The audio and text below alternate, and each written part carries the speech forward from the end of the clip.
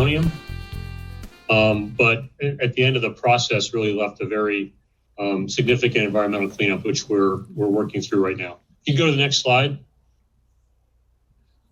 We'll see if it's in slideshow or not. Okay, that's one of the examples along the river corridor of one of the reactors. And just notice the infrastructure and all the activity or all the systems around that operating plant and the proximity of the Columbia River.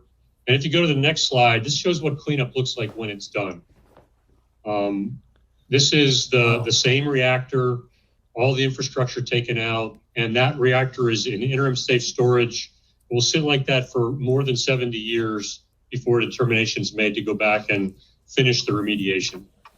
We've completed 6 of the 9 reactors along the river corridor in the same condition, and I'll show you the other 2 of the remaining 3. The last one is the B reactor, which is the National Park Service monument to the Manhattan Project. But if you can look at all the infrastructure, underground piping, all the equipment, all the facilities taken out with just one reactor, you kind of get a sense of the magnitude of the work that's actually been accomplished already over the first 31 or 32 years of the cleanup effort. Go to the next slide. Another major cleanup for us is the groundwater. There was a lot of contaminants put into the ground. In the Central Plateau is really part of the process, but along the river corridor, what you see here is probably hexavalent chromium, which was used as a rust inhibitor in the plants. The picture to the left was 1996, and you can see the amount of the blue areas are really the plumes underground where there was this contaminant that was actually finding its way into the river over time. The right-hand picture represents the river or that area in 2019 as a result of our programs to remove the groundwater, treat it, and then re-inject it into the ground. It's called the pump and treat program to eliminate the groundwater contamination. And you can see along the river, there's only one spot left where there is some connection to the river for a plume that's actually still in that area. That was 2019. It's probably been removed by now. There are 6 pump and treat facilities, 5 along the river corridor and 1 in the Central Plateau. And we actually treat about 2 billion gallons of groundwater per year to continue to compress these plumes and reduce the risk to the river overall. So a very successful program. We're very proud of it, and it's continuing to have a major impact on protecting the Columbia River, which we see as a major part of our role here. The next slide, Floyd did a pretty good job of introducing the Hanford site, but I'll add a couple of elements to it. Our cleanup mission is really the safe, efficient, effective cleanup of the environment of the site, focused primarily on the safety of the workforce, our public, the local public, the affected communities, and certainly the environment. And we represent we appreciate and recognize the importance of our role to the economic center of this region relative to the farming industry and the industry in general. Because hopefully when you hear about Hanford, you're not hearing about issues that would call into question the economic viability of the region. We take that very seriously. 580 square miles. The tan areas are really the original security and buffer areas for the site itself. No active cleanup on that in most of that area now, or all of that area. And most of it is under the control of U.S. Fish and Wildlife. We're still the owner, but U.S. Fish and Wildlife actually manages the land on our behalf. EM at a glance, there's 16 sites across the nation where there's still environmental cleanup going on as a legacy from the National Security Mission. Hanford is the largest of the 16. EM as a whole has a budget of about $7.5 billion. We get at Hanford about between both two offices about $2.5 to $2.6 billion per year. So we're the largest by far of the 16 sites. 2 DOE offices. The Office of River Protection is really tank farms and waste treatment plant. The rest of the site falls under Richland operations. I have a staff of about 500. And at the macro level, as mentioned, 10,000 employees. But when you count in the subcontractors and other employees, close to 13,000 badged employees working on the site mission every year. We're the largest employer in the Tri-Cities. We do, we are adjacent to Pacific Northwest National Lab. They have a small DOE contingent there that's responsible for the lab, but not part of my team. And PNNL is another, I would say, a national DOE enterprise, but not directly affiliated with Hanford. We do recognize our impact economically to the region, and we about $500 million per year go to regional small businesses to support our mission as well. So we're again a very, very significant contributor to the economy in this area. If you go back to the picture a little bit, the green area is the river corridor, largely cleaned up at this point. I'll show you the K Basin in a later slide where there's 2 reactors left, and then down in the 300 area, there's 1 facility left that we still have to work on, the 324 building. But the majority of the river corridor is cleaned up, and most of our work going into the future is really in the Central Plateau.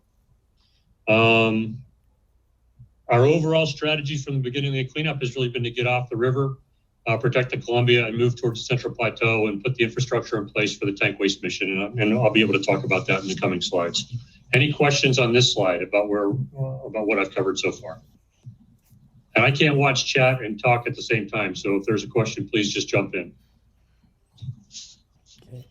Okay, next slide. This is the DOE contractor lineup. These are the major contractors, and we still have a number of smaller contractors and subcontractors to these primes. The 2 contractors on the left, HMIS is the Hanford Mission Information Integration Solutions, used to be MSA.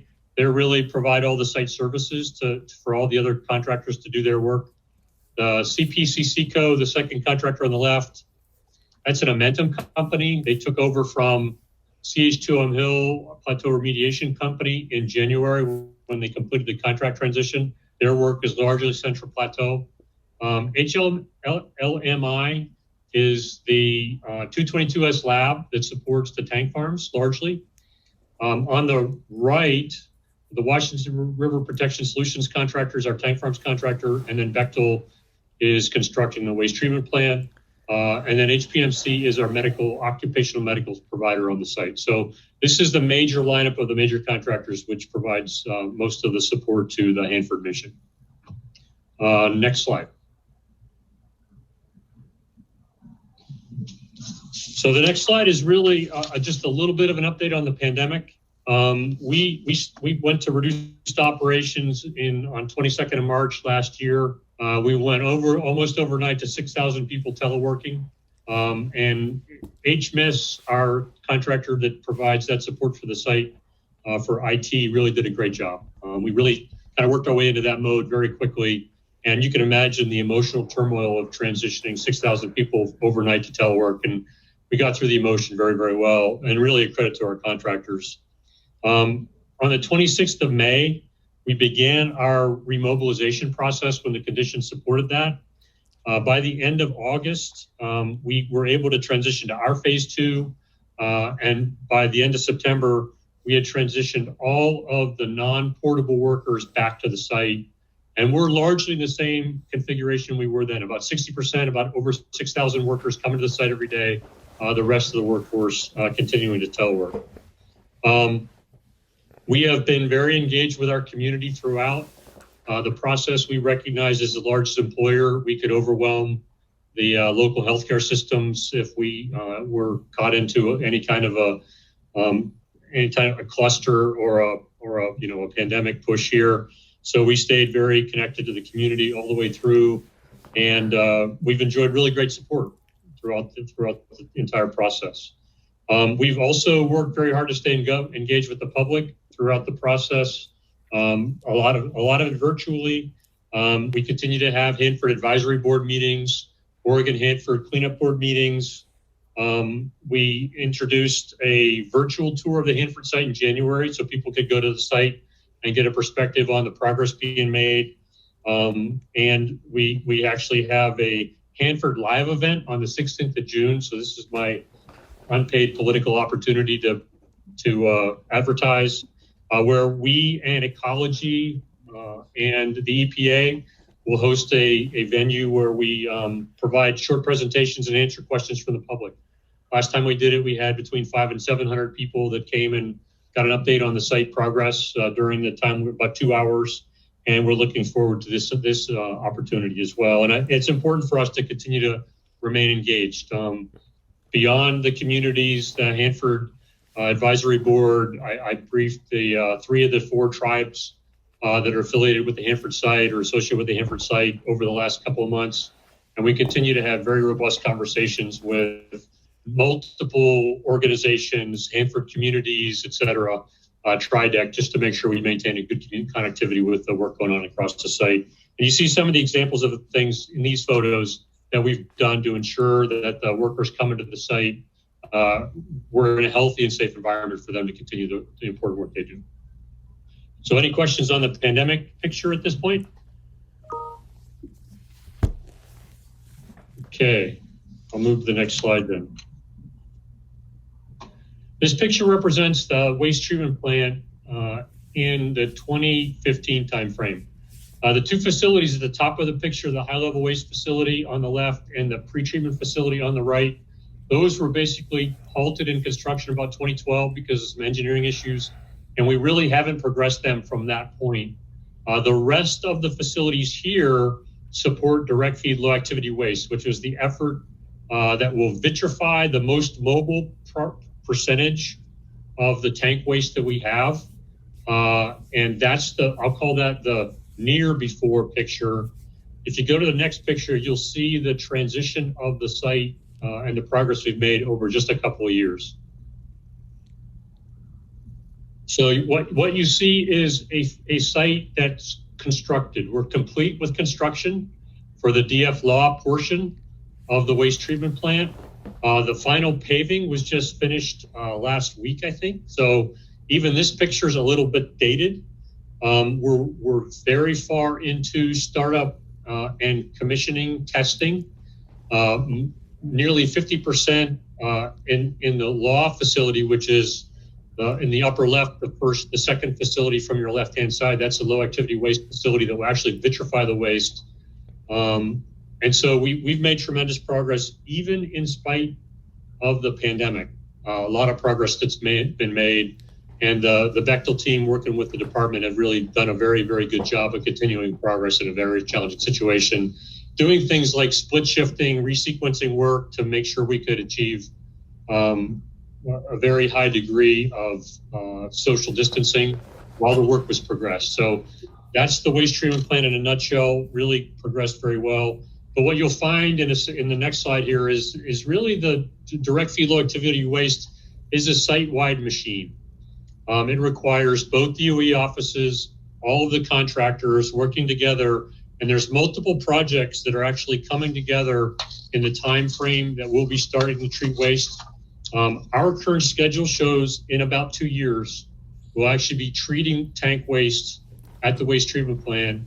And by the end of this calendar year, we'll actually start up the first melter to start our more than a year-long testing and commissioning process, which will be a very important transition for us. And so what you really see in this slide is some of the other elements of the waste treatment plant. And I'd invite you to go to the Hanford site and go and take the virtual tour. You can actually go into the plant and look at some of the facilities. When I walk around the facilities today, I see a finished facility that's well into startup and commissioning.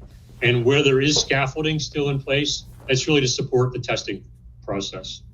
So it's really an exciting time across the site to see this facility that was under construction for 2 decades done and really well into the startup and commissioning phase with our stretch objective of getting that first melter heated up by the end of this calendar year. So really great progress there. And if you look at the bigger picture, the tank farms, which is on the upstream side, is actually moving towards being able to start the treatment of waste and create the feed for the waste treatment plant by the end of this calendar year as well. Our goal is to have 1 million gallons of treated waste ready to ship to the waste treatment plant when it's ready for vitrification. So that progress is going well. We have other facilities across the site going through upgrades, the effluent treatment facility, the liquid effluent retention facility, the integrated disposal facility. And also we have electrical power projects, water projects, IT, and security and medical projects that all support the waste treatment plant started up. So it's truly a site-wide machine where we're making a transition of our entire site culture to an operational plant and operating in a way that hasn't really been the case here for more than 3 decades. So really exciting time for the Hanford site overall. Any questions about direct feed low activity waste?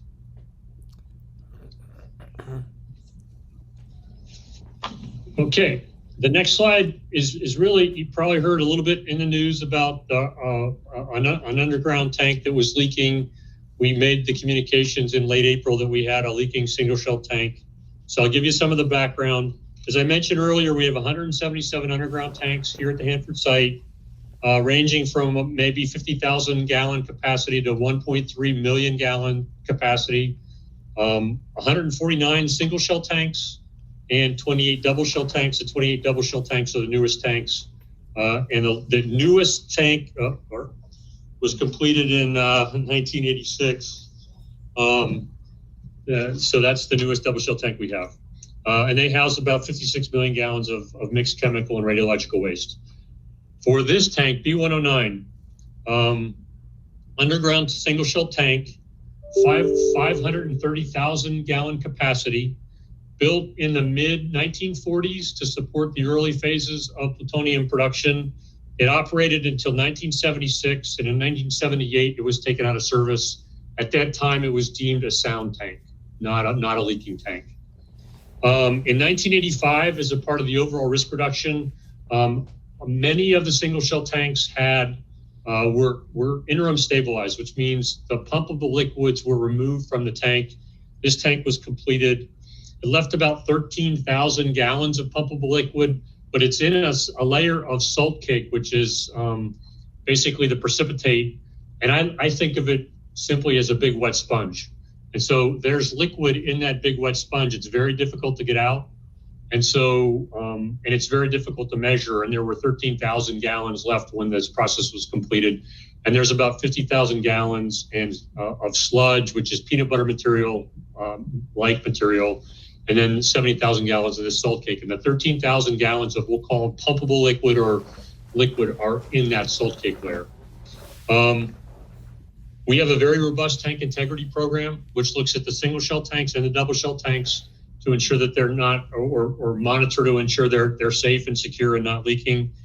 In July of 2020, we had some indications that this tank was maybe leaking, and it takes several months because we're actually trying to measure a liquid level inside of a salt cake layer with a single detector that is really measuring radioactive levels. It's not like a float in your bathroom toilet or anything. It easily measures liquid level. And the tank levels do change because they do have evaporation and periodically have a little bit of in leakage from rainwater or snow melt. And so it was trying to determine at what point that tank leaks. It was determined this year in the April timeframe when we made the notification that the leak was occurring. This tank is in a tank farm of 40 other tanks, 8 miles from the river. So a long distance. And what you see here is it's about 200 feet above groundwater. We've assessed it leaking at about 1,000 to 1,500 gallons per year. But the contamination from this tank will not reach groundwater for at least 25 years, based on the speed with which the contamination moves through the ground in this area of the central plateau. And as I shown here, there's a active pump and treat in this area of the tank farms, and I'll show that to you on the next slide and explain it to you. But at the macro level, with this leak, no risk to the workforce, no risk to the public, a relatively small leak in an area that's already heavily contaminated, and I'll explain that in the next slide, with a mitigation that's already in place. And so because we have to manage the site based on risk, and we never have enough dollars to clean up the site at the pace we would ultimately like, from a risk perspective, this is really a non-risk issue that we wouldn't apply any dollars to in the near term to mitigate, because there's many other areas on the site of much higher risk to the workforce, the public, and the environment. So that's the bigger picture here with B109. The next slide, I think, is important really to talk about, and this is an overhead view. The green triangles are where the extraction wells are for our pump and treat program. You can see where B109 is, and these are underground tanks, so all you see is the infrastructure above the tank. There's 3 tank farms on this road. You're actually looking towards the north. The B tank farm is on the right, then whereas BX and BY on the left-hand side, you can see on the other side of that road. And in this tank farm of 40 tanks, about 20 had been determined to be leakers in the past during the national security mission. So combined, they leaked about 350,000 gallons of waste into this part of the Central Plateau. But there's also underground cribs and vaults by the process used during the national security mission, where they would cascade waste into the tanks as part of the process.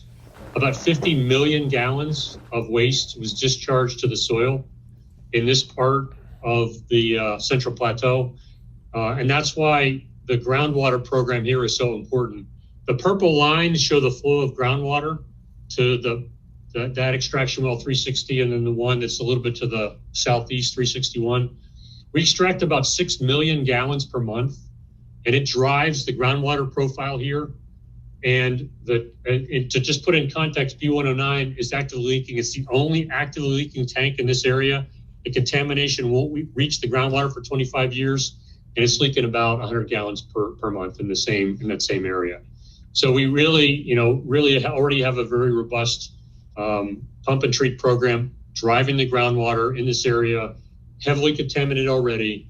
And so that's why when we talk about the risk that B109 may pose, it's a minimal risk in a largely contaminated area where we already have a very robust mitigation program in place. So that's the B109 story. Any questions on B109 or the tank farms in general? Okay. Next slide. I think this is a little bit of a before. Yeah, that's a 2010 picture of the 2 remaining reactors on the river corridor. K West is to your left, K East is to your right. And if you'll advance the slide, you'll see what we're looking at today.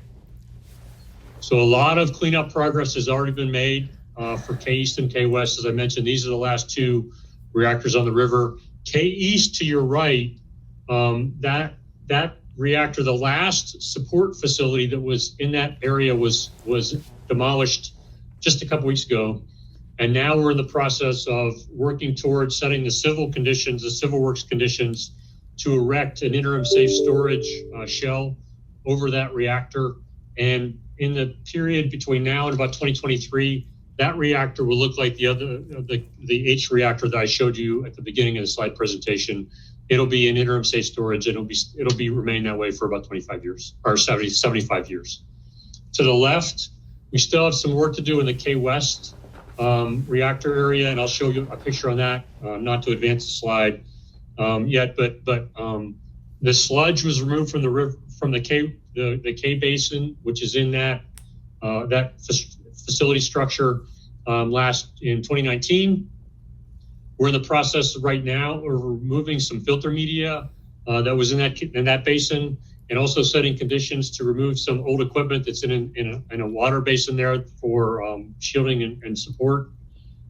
That process will move through over the next 1 to 2 years, and then we'll be on a path ultimately to demolish the facilities around that reactor itself, and in the second half of this decade, place it in interim safe storage as well. So that project is progressing very well, and you see some of the earthworks around that as well to remove some of the underground piping that was put in place when the reactor was operating. So when these reactors are complete and the 324 building is complete, which is in the 300 area, we'll effectively be done along the river with the exception of pump and treat programs and some other smaller site remediations. But really the main risks to the river will at that point be in a stable condition for the longer term. The next slide just shows you some of the other cleanup activities. To the right, that's that little powerhouse that I mentioned was the last support facility for K West. that's on its way down. That's a really great shot because they actually knocked it over all en masse. And you can see some of the work going on in the K area there as well to remove underground piping and things. The lower left is the pad where 1,936 cesium strontium capsules will be placed for the long term. They're currently in wet storage and they've decayed to the point where we can place them in dry storage. We were able to erect that pad all since the remobilization on the 26th of May last year, and we actually started the facility modifications within the last couple of weeks to set the facility up for the transfer of those, to start the transfer process for those capsules. Next calendar year is when we'll actually start the process. And you can see the Z9. This is one of the underground facilities. After we had PRX-1 here a few years ago where we had the partial collapse, we did a risk reduction across the site for all of the remaining structures and underground structures.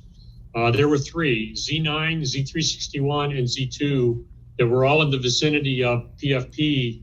And Z9, we determined we needed to stabilize that with engineered grout. So I think we completed all three. We actually didn't stabilize Z2 because we recognized we had some material issues with the riser, which we would use to go in.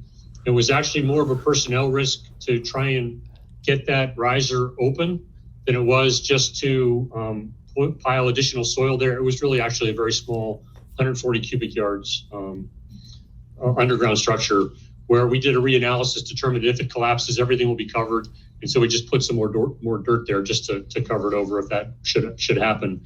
But Z9 and Z361, the two were larger ones, we actually put grout into each one. And what you see on the right is the after picture. That's about 18 inches between the top of that grout to the ceiling of the facility. So now it's fully remediated and it can't really collapse or pose a risk to, again, the workers or the public or the environment in that part of the area. And we're back into the PFP project right now. About 50% of the remaining rubble pile already containerized, sent off to our on-site landfill facility. And we'll finish PFP, the plutonium finishing plant project, by the end of this fiscal year. The only other major remediation on the site is the 324 building. And we're back into the 324 building, making preparations to stabilize the structure that will allow us to go in and cut the floor and ultimately remove the heavily contaminated soil to set the conditions ultimately to demolish that facility in the second half of this decade as well. So both, again, we'll be off the river corridor by the end of the 2020s and really well into the tank waste project remediation process at that point for the underground tanks with the waste treatment plant operating.